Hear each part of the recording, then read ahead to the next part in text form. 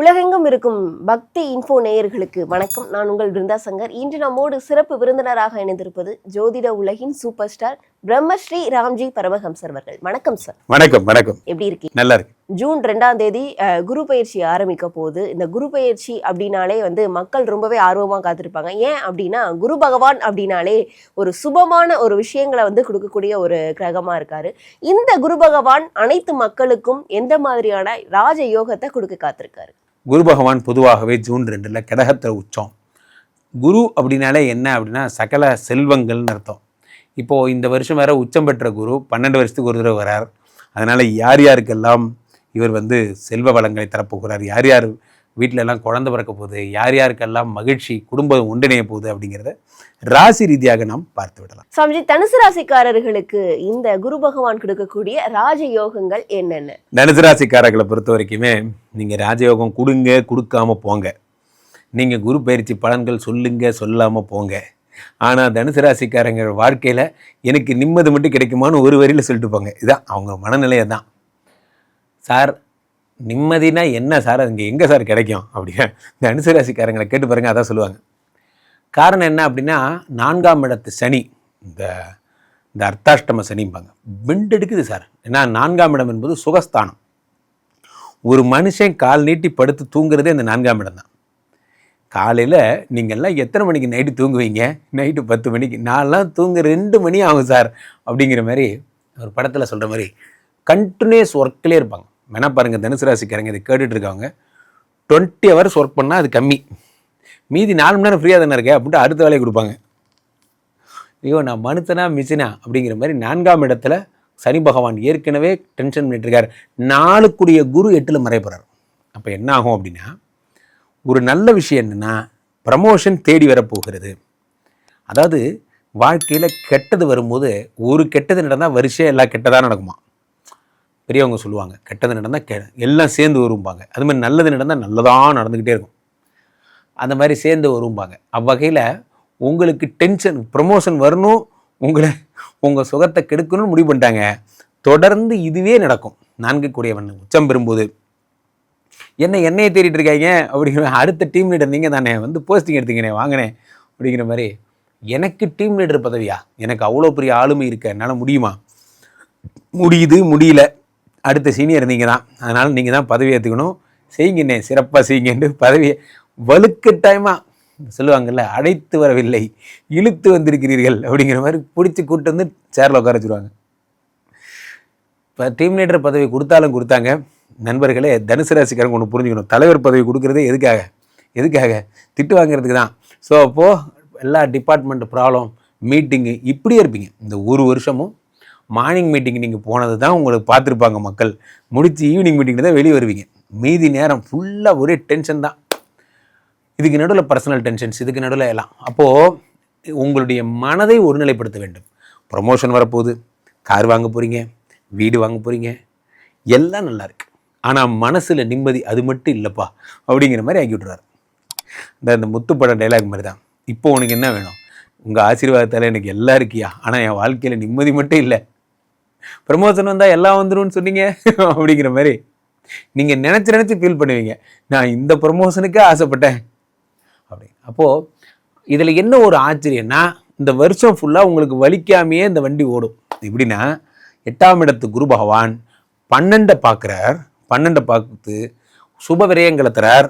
ஒரே மகிழ்ச்சியாக நடக்குது வீட்டில். உங்கள் ஒய்ஃப் ஃபோன் பண்ணுவாங்க, சாயந்தரம் வந்துடுங்க, நம்ம புதுசாக கார் வாங்கியிருக்கோம் அப்படிம்பாங்க. உங்களுக்கே அறிமுகப்படுத்துவாங்க. என்ன ஏன் நாலேஜ் இல்லாமையே வீட்டில் எல்லாமே வாங்குறாங்க. ஏன்னா நீங்கள் வீட்டுக்கு வரதே ரொம்ப நேரம். அதனால் அடுத்து 2ஆம் இடத்தை குரு பார்க்கிறார். அப்போ பழைய பணம், அரியர் பணம் எல்லாம் வந்துடும். நீங்கள் சூப்பர் மார்க்கெட் நீங்களும் வரீங்களா, இன்றைக்கி சாயந்தரம் போய் ஷாப்பிங் பண்ணலாமா, எவ்வளோ வேணாலும் கிரெடிட் கார்டு எடுத்துகிட்டு போய் ஸ்வைப் பண்ணிக்கோ, என்னை விட்டு நான் இருக்கிறதே கொஞ்சம் நேரம், இந்த மாதிரி ஆயிடுவீங்க. 2ஆம் இடத்துக்கு பணம் நிறையா வரும், ஆனால் நேரம் இருக்காது. 4ஆம் இடத்தை குரு பகவான் பார்க்கிறார். 4ஆம் இடம் என்பது சுகஸ்தானம். சுகஸ்தானத்தை குரு பகவான் பார்க்கும் பொழுது வாழ்க்கையில் நிம்மதி போன்ற விஷயங்கள், உயர் பதவி. அப்போ இந்த வருஷம் ஃபுல்லாக ஒரே ஒரு விஷயந்தான், நினச்சதை சாதிப்பீங்க. ஆனால் ஒரு நிமிஷம் கூட நீங்கள் படுத்து தூங்கிட்டு அது பெரிய விஷயம். அவர்களுக்கு ரொம்ப நாளா இருந்து வந்த அந்த கடன் தொல்லை நீங்குமா? தனுசு ராசிக்காரர்களுக்கு கடன் தொல்லை நீங்குமா? 4ஆம் இடத்துக்குரியவன் 8ஓட சம்பந்தம். என்றைக்குமே பிருந்தா 8, 12 சம்பந்தப்பட்ட அது விபரீத ராஜயோகம்னு ஜோதிட சாஸ்திரம் சொல்லுகிறது. 8ஆம் இடத்தில் மறைந்த குரு பகவான் 12 கூடியவர் சம்பந்தப்படும் போதே ஆட்டோமேட்டிக்காக கடன்கள், 8னா வறுமைன்னு அர்த்தம், கடன்கள் அடைவதற்கான வாய்ப்புகள் வந்து விட்டது. தனுசு ராசிக்காரங்க எல்லாத்துலேருந்து வெளியே, நாங்கள் தான் அதிகாரி ஐட்டம்ல, இனிமேல் நாங்கள் அதிகாரி. கண்டிப்பா திருமணம் ஆகாதவர்களுக்கு திருமணம் பாக்கியம் 200%. காரணம் என்ன அப்படின்னா, ஆனால் பெரும்பாலும் இந்த வருடம் திருமணம் செய்கிறத தவிர்க்கிறது நல்லது. காரணம், ராசிநாதன் குரு பகவான் 8இல் மறைவதை அஷ்டம குரு என்று அழைப்பார்கள். அதனால் இதில் ஒரு முக்கியமாக ஒரு டிஸ்க்ளைமர், ஒரு முக்கியமான விஷயம் இருந்தா என்னென்னா, இந்த நேரத்தில் பீஸா பர்கர் மாதிரி எதையாவது சாப்பிட்டு வயிற்ற கெடுத்துக்கிட்டிங்கன்னா மிகப்பெரிய ப்ராப்ளம் ஆகும். குரு பகவான் கல்லீரலின் கடவுள். நான் இப்போவும் சொல்கிறேன், இதெல்லாம் வந்து பீஸா பர்கர் திங்கிறவங்களுக்கே நான் கொஞ்சம் தீர்த்தவாரியாக இருப்பேன் அப்படின்னு நீங்கள் நினச்சிங்கன்னா தயவுசெய்து நீங்களே ஓடி போய் ஹாஸ்பிட்டலில் படுத்துக்கோங்க. ஏன்னா ராசிநாதன் 8இல் மறைவது அவ்வளோ பெரிய ஆபத்து. கண்டிப்பா இவர்களுக்கு 100க்கு எவ்வளவு மதிப்பெண் கொடுக்கலாம் சாமிஜி? 100க்கு 88 மார்க், பிரமாதமாக இருக்குது. பொதுவாகவே இந்த குரு பயிற்சி அப்படின்னாலே எல்லா இடங்கள்லையும் ஒரு வைப்ரண்ட்டான விஷயமே தான். எந்த சேனலை திருப்பங்க குரு பயிற்சியாக தான் இருக்கும். காரணம் என்ன அப்படின்னா, உலகத்தில் இந்த குரு பகவான் மட்டும்தான் நன்மைகளை தரக்கூடியவராக அறியப்படுகிறார். அப்போ மற்றவங்களாம் என்ன கெடுதலாக பண்ணுறாங்க அப்படி கிடையாது. குரு பகவான் சுபர்னு பேர். குரு பகவான் உக்காந்தாலே நல்லது, பார்த்தாலே நல்லது, என்ன பண்ணாலும் நல்லது. சில பேர் சொல்லுவாங்கல்ல, சுட்டாலும் கெட்டாலும் மேன்மக்கள், அந்த மாதிரி இவர் வந்து குரு பகவான் மறைந்திருந்து கூட நன்மை தான் செய்வார். அப்போது 12 வருடங்களுக்கு ஒரு முறை, ஒரு வருஷத்துக்கு ஒரு தடவை டிரான்சிஷன். இப்போ மேஷம் டு ரிஷபம் ஒரு வருஷம், ரிஷபம் டு மிதுனம் ஒரு வருஷம், அந்த மாதிரி 12 வருஷமும் ட்ராவலிங். அப்போ 12 வருஷத்துக்கு ஒரு தடவை தான் கடகத்துக்கு வருவார். கரெக்டாக அந்த கடகத்தில் குரு பகவான் உச்சம் பெறுகிறார். அதுதான் இந்த வருஷம் மீடியாக்கள் தள்ள வச்சு கொண்டாட காரணம் தான். உச்சம் பெறுகின்ற குரு. ஏன்னா ஒரு நல்லவர் பிளஸ் பண்ணாலே, அவர் எப்பயுமே நல்லவன் பிளஸ் பண்ணுவான். அப்போது அவர் உச்சம் பெற்ற குரு எனும்போது நிறைய பிளஸ் பண்ணுவார். குரு மட்டும்தான் 5, 7, 9. இப்போது நம்ம வீட்டில் அப்பா எதை பற்றி கவலைப்படுவார்? அப்பா வந்து சம்பளத்தை பற்றி கவலைப்படுவார். அப்போ சம்பளம் வராது, அப்போ ரெண்டு கொடுத்த மாதிரி தான் என்று அவர் வந்து வருத்தப்படுவார். அம்மா எதை பற்றி கேட்பாங்க? வந்த உடனே சாப்பிட்டியான்னு கேட்பாங்க. இந்த அம்மாவோட ஸ்கோப்பெல்லாம் வேறு, அப்பாவோட ஸ்கோப்பெல்லாம் அந்த மாதிரி. மற்ற கிரகங்கள் அரசியல், பதவி, பெருமை எதை வேணால் சொல்லலாம். ஆனால் குரு வந்து எடுத்த உடனே ஃபஸ்ட்டு கேட்குறது கல்யாணம் ஆயிடுச்சா, குழந்தை பிறந்தாச்சா, வாழ்க்கையில் செட்டில் ஆகிட்டியா, இந்த 3 தான் அவர் கேட்பார். அப்புறம் தான் புகழ், அரசியல்லாம். அப்போ குரு பகவான் 5, 7, 9 பார்க்கிறார் இந்த வருடம். இதில் பாருங்கள், குரு சந்திரனுடைய வீட்டில் இருப்பதால் அது குரு சந்திர யோகம் என்று அறியப்படுகிறது. யார் யாருக்கெல்லாம் மனசு சரியில்லை, நைட் ஆனால் எல்லாரும் இன்ஸ்டாவில் உட்காந்துக்கிறாங்க, எல்லாருமே நைட் ஆனால் ஒரு டிப்ரெஷன்.